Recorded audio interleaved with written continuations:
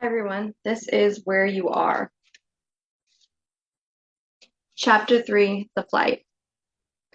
Choices are the hinges of destiny. Edwin Markham. I'll take the aisle. Go ahead of me. I nudge Allison, who is struggling with both her bags and a wiggling Sarah in her arms. Give me the bags. Are you sure? I know you like the window. I raise my eyebrows at her before grabbing her and Sarah's little pink suitcase. Go. It's a full flight, and the small space is filled with sounds of rolling suitcases, banging and clicking as passengers struggle to fit their extra luggage into the overhead bins. Excuse me and I'm sorry can be heard repeatedly as everyone is bumping up against each other to get settled for the flight. None of this chaos is getting to me, though. I have no complaints since I'm grateful to have a whole seat with just my family. On the way down here, I sat by this older lady who would not stop talking about her ex-husband. She had to have been over 85 years old, and she was talking about the floozy her ex recently hooked up with. There was definitely no time to think about my personal saga as I tried my hardest to sympathize with this woman who was pouring out her personal life to me. I fall down into my seat, thankful that I was able to fit all our bags in right above where we're sitting. I close my eyes while Allison helps get Sarah settled. Sarah is kneeling on the seat, looking out the window. She turns back to her mom wide-eyed. We go in the clouds, Mommy? This is her first flight. Yes, we're going all the way up to the clouds, so let's get your seatbelt on.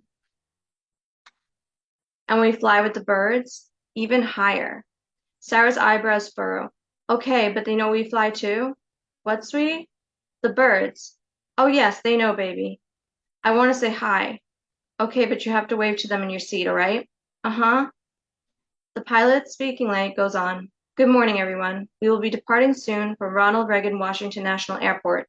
I ask that you please turn off all devices in preparation for takeoff. Thank you.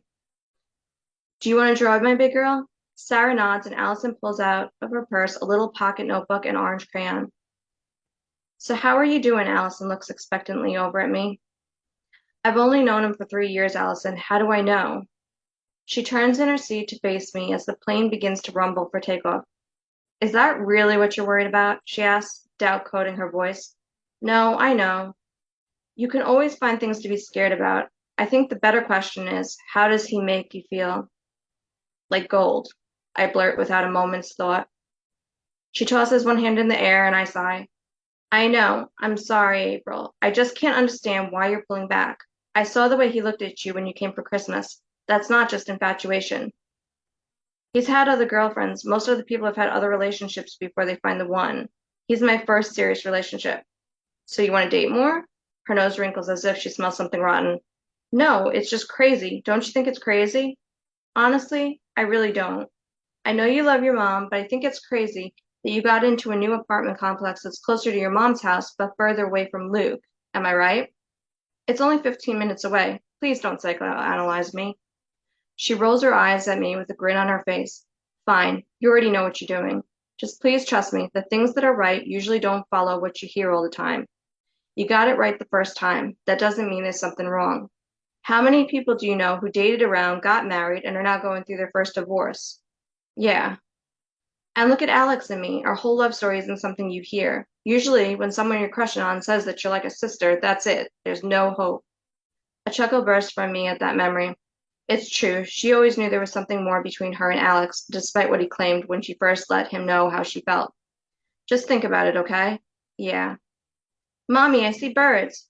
Yeah, there they are. Hi, birds. Sarah waves wildly out the window, then turns to smile at her mom. Are you having fun? Do you like how the plane is going higher and higher? Yeah, I like to fly. I look over at Sarah, so sweet and pure, excited about the simplest, most beautiful pieces of life.